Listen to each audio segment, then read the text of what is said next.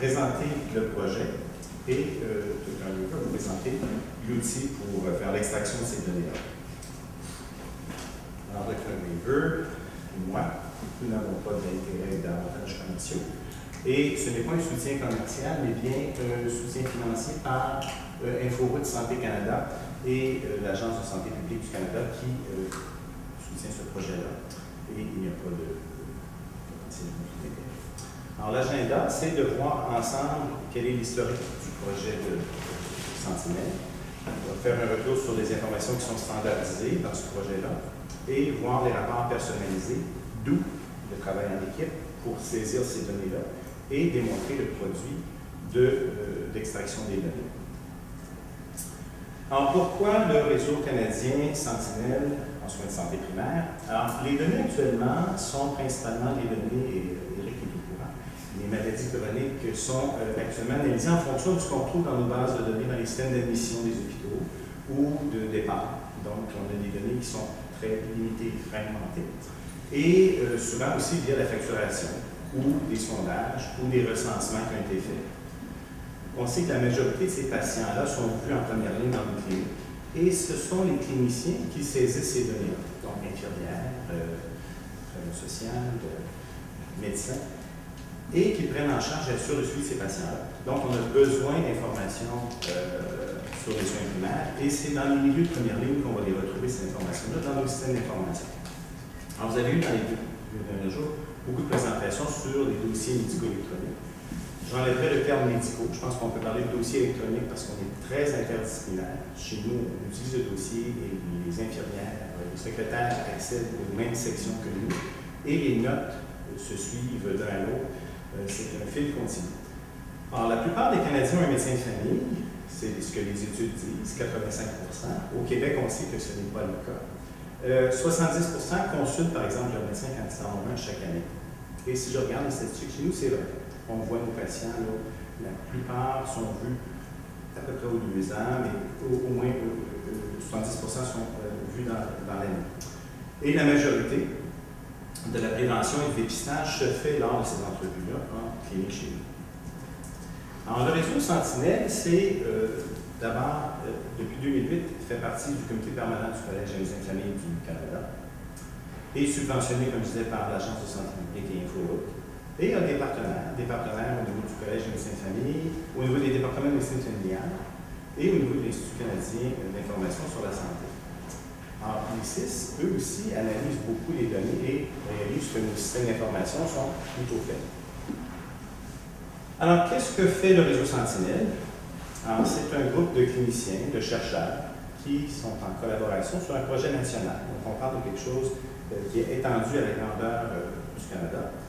Les données sont recueillies à des intervalles réguliers dans les dossiers médicaux électroniques des cliniques qui possèdent ces données-là. Et on construit une base de données qui est longitudinale pour la surveillance et pour la recherche. Alors, ces 10 réseaux de recherche qui sont axés sur la pratique clinique, avec 8 provinces qui participent, avec 12 différents logiciels. Et on parlait toujours d'interopérabilité dans les DME. Alors, c'est là où on voit l'importance, pour pouvoir analyser ces données-là, d'avoir des données qui disent la même chose d'une province à l'autre. Actuellement, il y a 415 pratiques cliniques, donc 2 des milieux dans lesquels je participe. L'objectif, c'est d'augmenter ces milieux de 600 à 1000 milieux de pratique. Il y a déjà presque un demi-million de patients pour lesquels il y a des données. Et l'objectif, c'est d'atteindre au moins 1 million d'ici 3 ans. Alors, où sont ces réseaux-là? Alors, les 10 réseaux, il y a des provinces qui en ont 2 ou 3, il y a des provinces qui n'en ont pas. Alors, si on regarde de la Colombie-Britannique, d'ouest en est, la Colombie-Britannique a un réseau, qui est ici, avec un logiciel qui est utilisé au niveau médical, le World Medical System. L'Alberta a 2 réseaux, la Manitoba en a 1, l'Ontario en a 3, le Québec a le réseau Québec-QNEP, avec en partie DaVinci, qui est le produit qui est utilisé, c'est la santé, et Purkinje dans les sites où moi je pratique. La Nouvelle-Écosse, Nouveau-Brunswick, ensemble ont un réseau, et Terre-Neuve a son réseau. Vous voyez qu'il y a une douzaine de logiciels allant de produits utilisés dans l'Alberta, à peu près 7 en Ontario, 2 au Québec. Alors, ces produits-là produisent des données qui sont granulaires, qui peuvent être analysées plutôt que des champs de texte. Alors, ça prend une infrastructure qui est assez importante dans tout ça, et le but, c'est que les différentes communautés collaborent entre eux pour justement voir comment leurs données sont gérées. Vous êtes tout à fait conscient avec moi que c'est à la source de la saisie de la donnée que se situe le nœud du problème. Alors, c'est sûr que si, dans mon dossier médical, j'écris diabète et que j'ai mal saisi l'information et que je n'ai pas un dossier électronique dans lequel la donnée est bien structurée, le travail va être encore plus grand au niveau de la normalisation de ces données.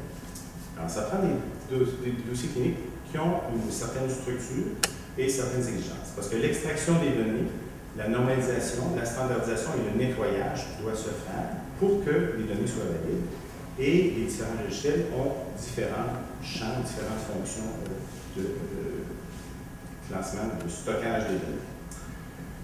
Ensuite, il y a toute l'analyse qui est faite derrière ça et la gestion de l'information. Donc, il y a des épidémiologistes, des étudiants qui travaillent sur ces projets-là. Et finalement, on peut contribuer au développement des initiatives locales. Alors, si on regarde les 8 conditions chroniques qui sont actuellement analysées dans le projet Sentinelle, il y a l'hypertension, l'arthrose, la démence, le diabète, la dépression, la maladie de Parkinson, la maladie pulmonaire et l'épilepsie. Ce qui est important, c'est que les données soient anonymes. Donc, quand les données sont extraites des différents DME, on s'assure de retirer le nom pour que toute analyse soit faite de façon vraiment confidentielle. Et c'est fait tous les 3 mois, comme je disais tout à l'heure.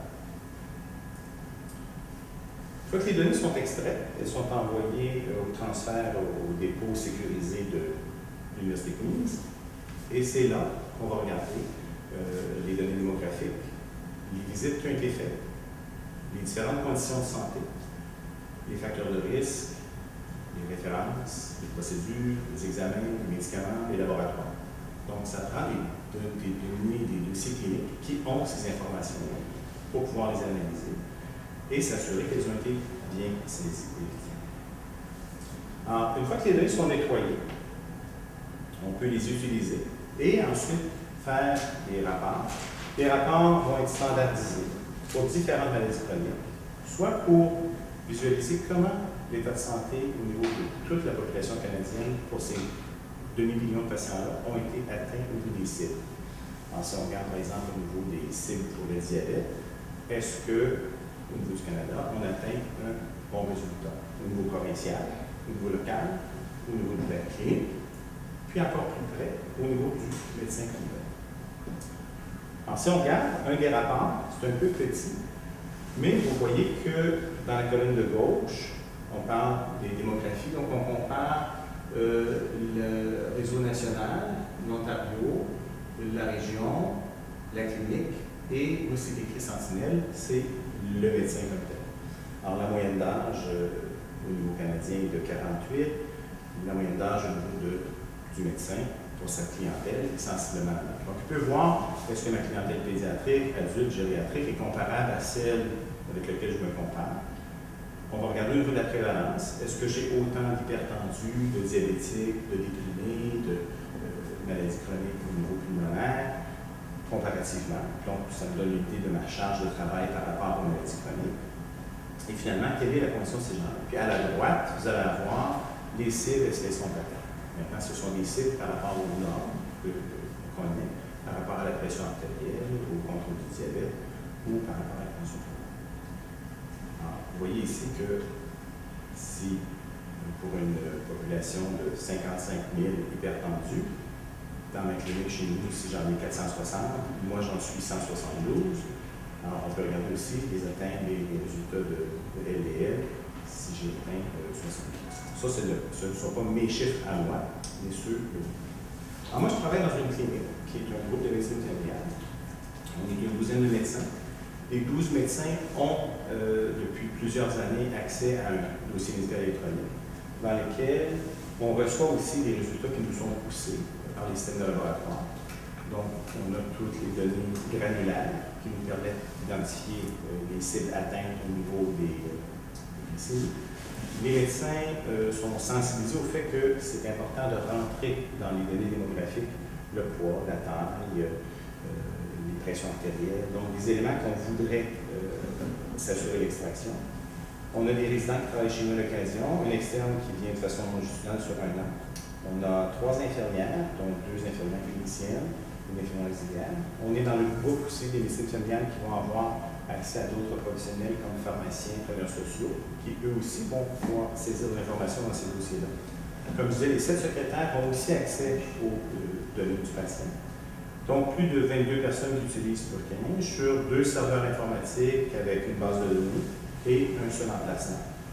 On a à peu près 10 000 patients inscrits à notre GNF. Je travaille aussi avec des résidents à l'unité médecine familiale. C'est une unité qui existe depuis 25 ans, qui a actuellement 12 médecins cliniciens sur place, plus 7 superviseurs extérieurs, avec 24 résidents, donc 12 R1, 12 R2, une externe qui est là à temps plein, avec 3 infirmières, une psychologue, 6 secrétaires, donc une quarantaine de personnes qui, encore là, partagent les données cliniques et veulent suivre des conditions chroniques. On a encore là un emplacement et une base de données, et encore là, on a 10 000 patients. Ça, c'est un projet intéressant comme le Dr Boussard. Il y a beaucoup de médecins, d'infirmières sont maintenant intéressés à avoir leurs propres données. Vous avez vu un rapport que l'on reçoit tous les 3 mois, tous les centenaires reçoivent ça, mais qu'est-ce qu'on fera si on pourrait produire ses propres rapports personnalisés avec l'outil de présentation des données? On a cet outil maintenant dans chacun des 10 réseaux.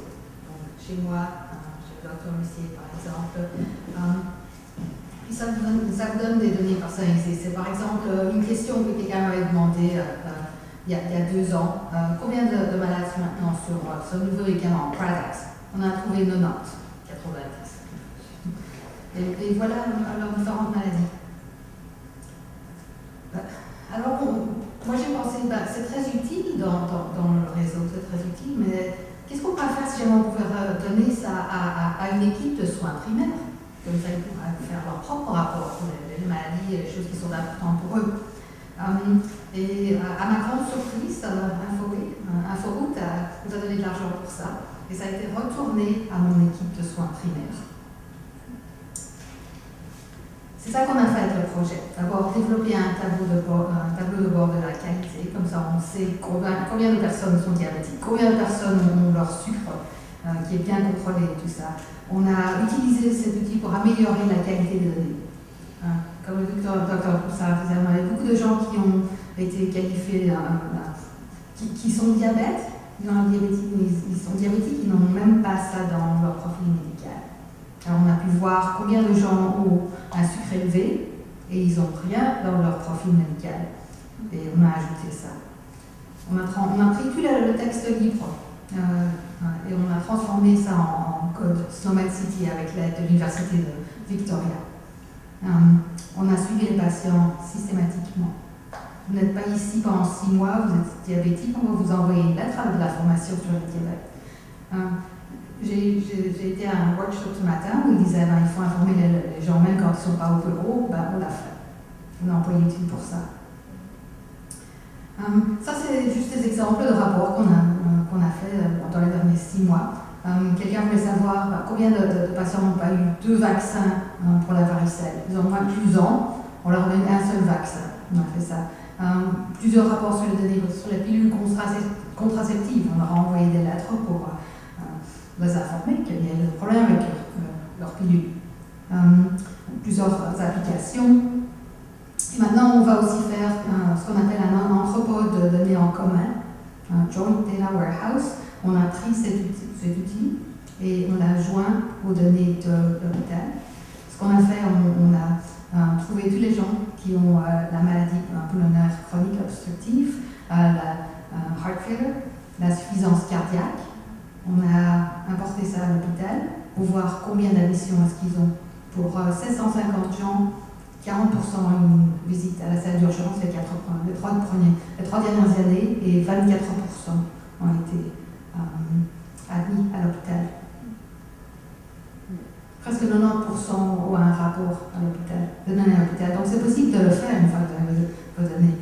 On a amélioré la qualité. On a regardé combien de personnes ont une splénectomie. Ils doivent avoir un vaccin contre le pneumocoque. Il y a plusieurs qui n'ont pas, on leur a envoyé des lettres. Plusieurs projets de recherche, la maladie chronique, etc.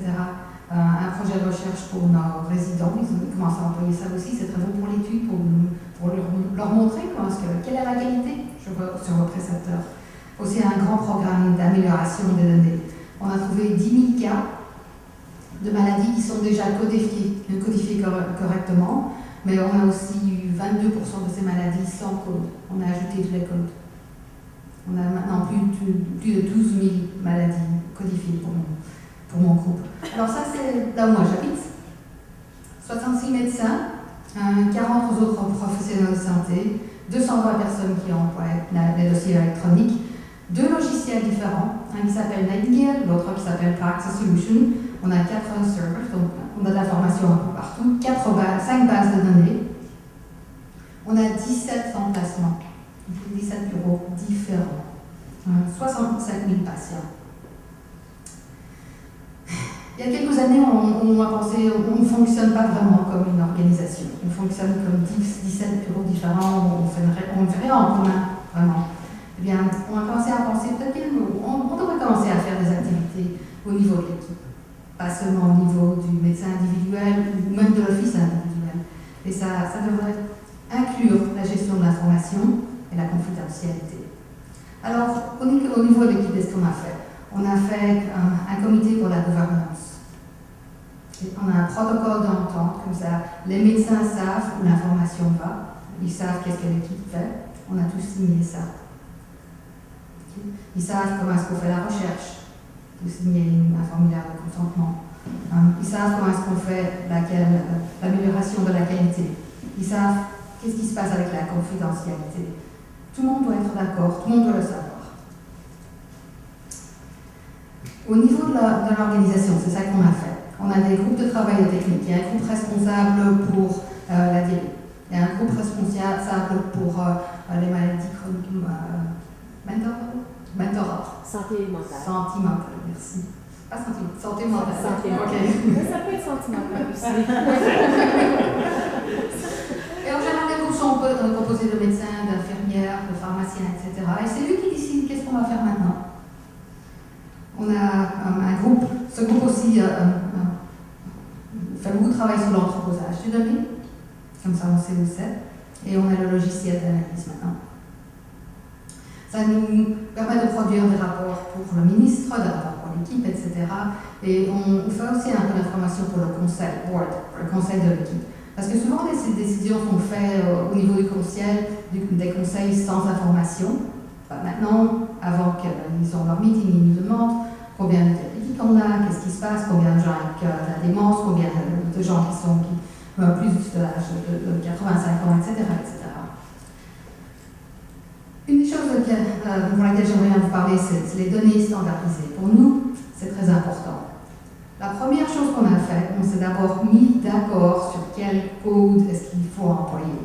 Et ça a pris beaucoup de meetings, ça a pris probablement 6 mois pour être d'accord que le diabète, c'est le code 250. ICD-9. 250, c'est tout. Une fois que la diabète a été faite, c'était beaucoup plus facile. Parce que les gens voyaient que ce n'était pas la fin du monde de mettre en 250 sur le rapport, etc. Alors on a continué, on a fait plus l'hypertension, les maladies pulmonaires, l'asthme, la dépression. La dépression, beaucoup de meetings, est-ce qu'il faut mettre 300 ou 311? Donc je dis 300, vous avez, je mets ça dans le rapport, ça dit névrose. Okay? Ce n'est pas des gens qui sont névrosés, ils sont déprimés.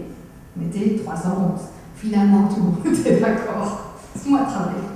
Insuffisance cardiaque. Mais c'est la première chose à faire. On fait beaucoup de travail pour standardiser. On a des graphiques, des étudiants qu'on prend pendant l'été. Et ils nous aident avec ça. On a le logiciel, on éduque tout le monde. En octobre, à la fin d'octobre, un autre midi apprentissage. Comment faire ça, pourquoi c'est important. Une des choses que j'ai faites, j'invite toujours les secrétaires. Parce que si jamais la secrétaire n'est pas d'accord, Personne n'est décédé dans les rapports. Ils ne vont pas ajouter décédé, mais je ne sais pas qui est mort. Alors je leur ai dit, c'est très important de mettre décédé parce que vous ne voulez pas envoyer une lettre pour rappeler d'avoir votre vaccin contre la grippe à quelqu'un qui est décédé. Ajoutez décédé et c'est comme ça que vous le faites.